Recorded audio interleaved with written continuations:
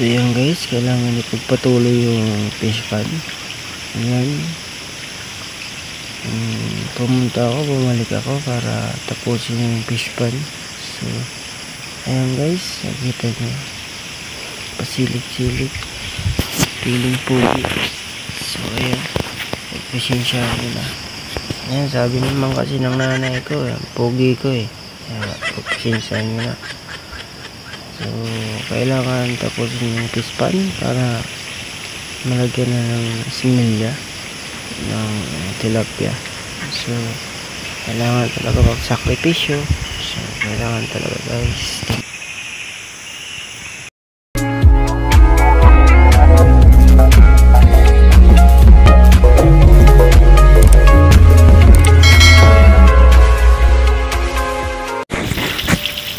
Kailangan talaga isang sipag at syaga para makagawa ng isang bagay.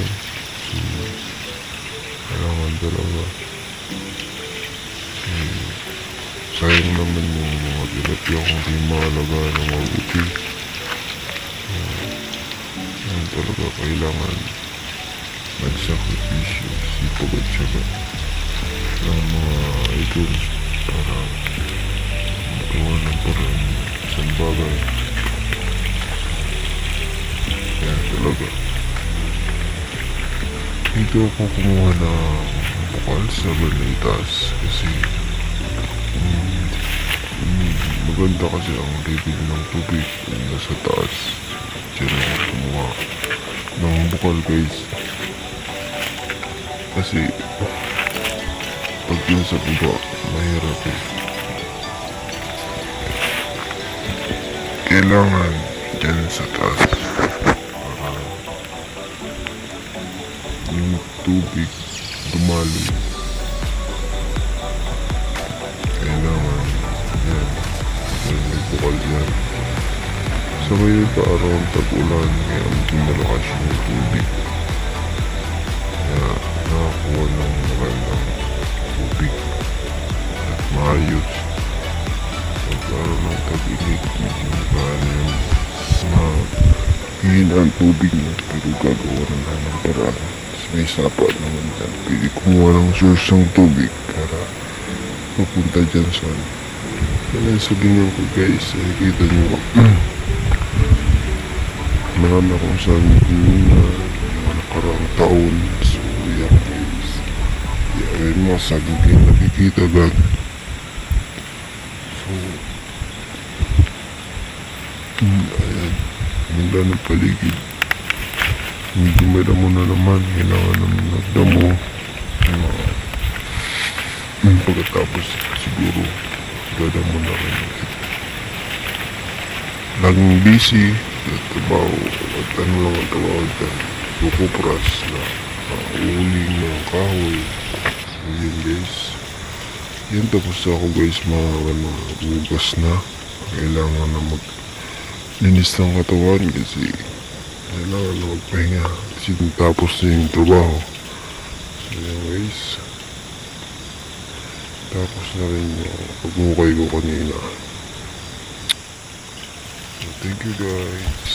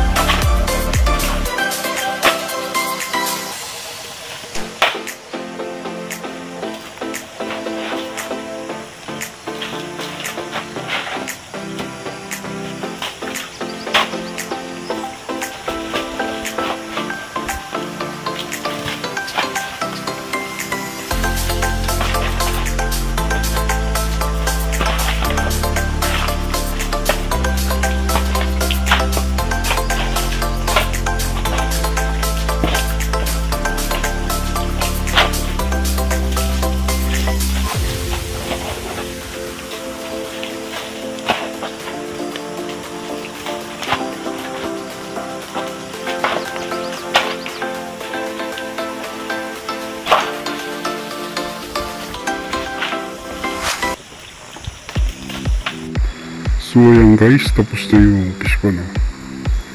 May tubig na, tumadaloy. Maghihintay na lang ako na mapuno yan para mapakawalan ng binhi ng tilapia. May lipat na yung mga tilapia dyan. So yan guys, diba ang ganda na.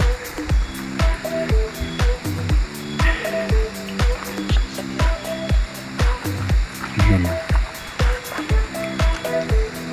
Medyo okay, malaki yung magawa. So yung batong yan sa gitna guys, yan yung bahay nila, yung malalaki dyan nagtatago sa kapag sa araw ng tag-init, ipagtataguan sila.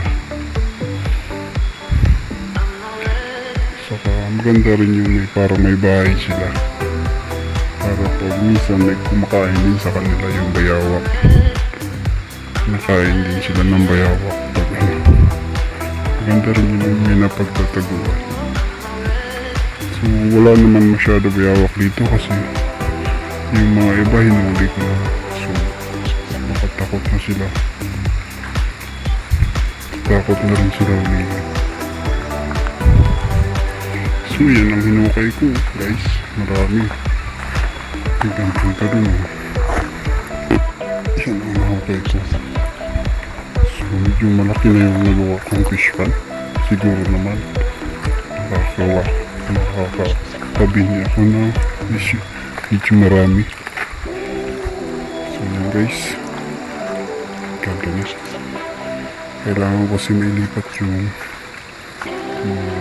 dito. Dalawa itong fish pan dito.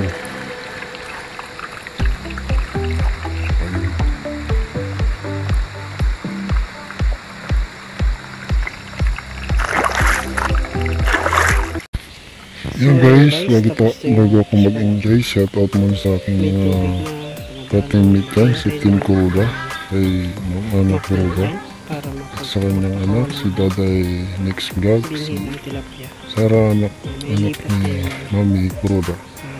Saka sa mga pinanggalingan kong sa vlog, si Kuratsa Hunter Vlog, si Dasilio, Sir Dasilio, Sir Didi, saka si Ma'am Bliss Vlog, saka si Mami Juan, shout out, saka si Maya Vlogs, Hong Kong, umuwi ng Pilipinas, shout out guys, saka si Hamlap ni bagong ko teammate sa Team Kuroda, si Kenty Vlogs, Median Mix Vlog, saka si Pokmak TV, shout out sa mag-asawa, si Darius Kitminat, saka si Daday, saka yung mga matatanda, si Elizabeth, si Madam Grace, si Mapagwapo Berna, saka si Bruce Bernales, shout out po sa lahat ng aking mga ka-teammate, si Pokyong TV bro dyan sa Saudi, so si Bella, shout out mga idol. Kung nakalimutan mo na po, pagpasensya nyo na mga idol kasi yan talaga, minsan din nakakalimutan kasi